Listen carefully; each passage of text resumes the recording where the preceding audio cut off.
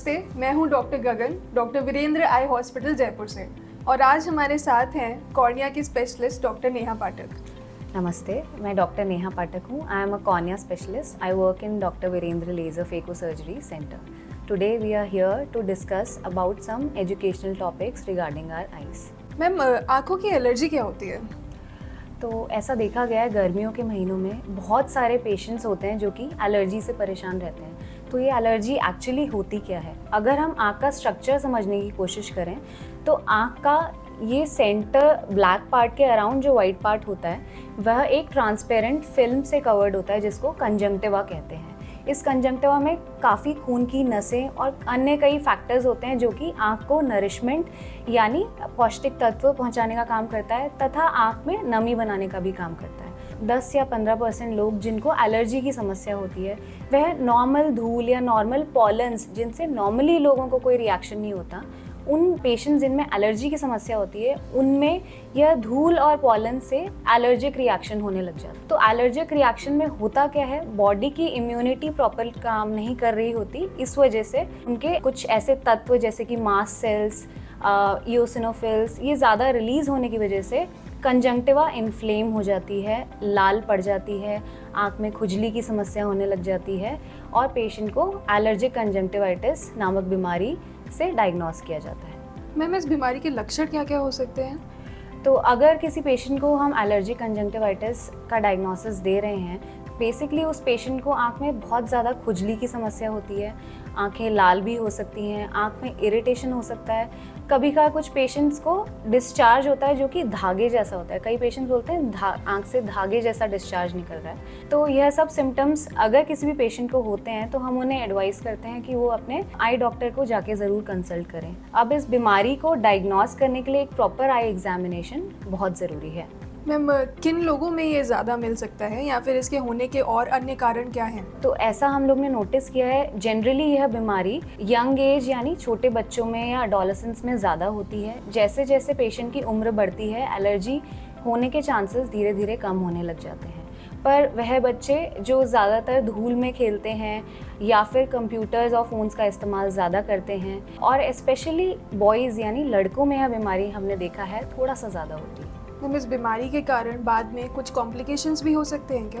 Complication से पहले मैं यह डिस्कस करना चाहूँगी कि एक्चुअली डॉक्टर्स को आँख में क्या मिलता है जिसे देखने के बाद वह डायग्नोसिस दे पाते हैं कि यह एलर्जिक कंजंक्टिवाइटिस है।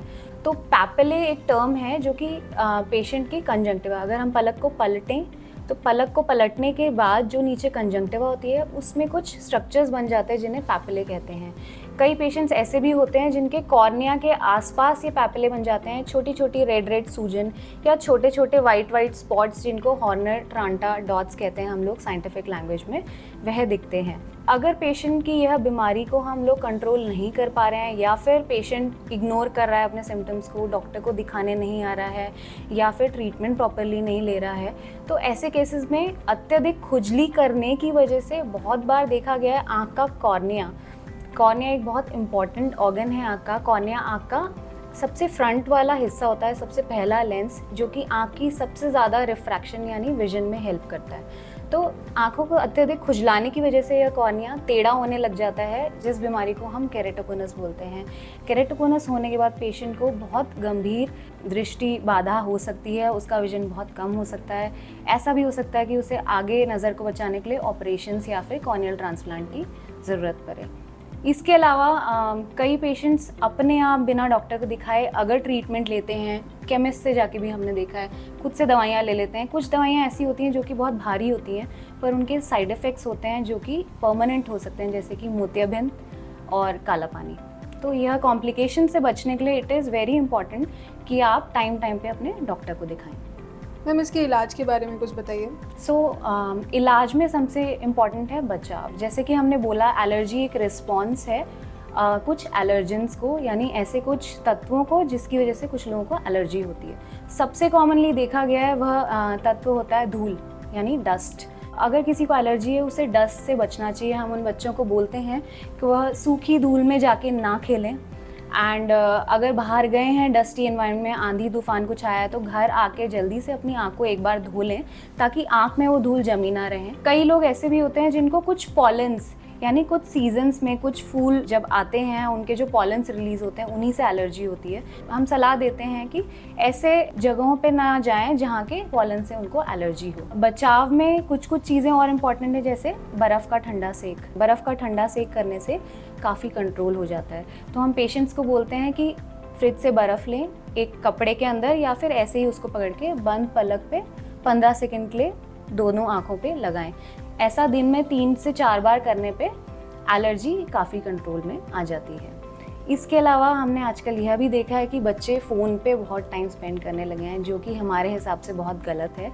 जितना आप फ़ोन या स्क्रीन्स का यूज़ करेंगे, पलकें कम झपकने की वजह से आँखों में ड्राइनेस की समस्या बढ़ जाती है एंड आँखें जब भी ड्राई होंगी एलर्जी की समस्या और बढ़ जाएगी।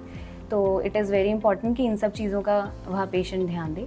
ट्रीटमेंट की अगर हम बात करें, जैसे आपने पूछा, तो ट्रीटमेंट में बहुत कैटेगरीज ऑफ दवाइयाँ होती हैं। क्या दवाई देनी है वह डॉक्टर हमेशा स्लिट लैम्प पे आँख को अच्छे से एग्जामिन करके ही डिसाइड करता है। अगर एलर्जी बहुत ज़्यादा है तो हम लोग हैवी दवाइयाँ जैसे कि स्टीरॉइड्स दे सकते हैं, पर स्टीरॉइड डॉक्टर्स भी कभी आँख को बिना चेक किए बिना नहीं देते। एंड हमने देखा है हमारे देश में यह गलती बहुत होती है, बिना डॉक्टर को दिखाए कभी का पेशेंट अपने आप से या सीधे केमिस्ट की शॉप में जाके स्टीरॉइड दवा लेके अपनी आँख में डाल लेते हैं। उनको आराम तो मिल जाता है एक ही दिन में, पर कभी का लाइफ लॉन्ग प्रॉब्लम्स उस दवाई से हो जाती है। तो वह दवाई हमेशा डॉक्टर की सलाह के बाद ही लें।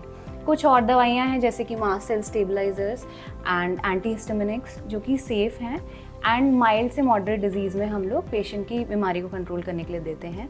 कुछ और दवाइयाँ हैं जैसे कि इम्यूनोमॉड्यूलेटर्स, स्टीरॉइड पर से निर्भरता कम करने के लिए हम लोग इम्यूनोमॉड्यूलेटर्स जैसे कि साइक्लोस्पोरिन और टैक्रोलिमस दवाइयाँ भी पेशेंट को देते हैं, जो कि लॉन्ग टर्म में पेशेंट को बहुत बेनिफिट करती है। Thank you so much ma'am. Thank you so much for having me.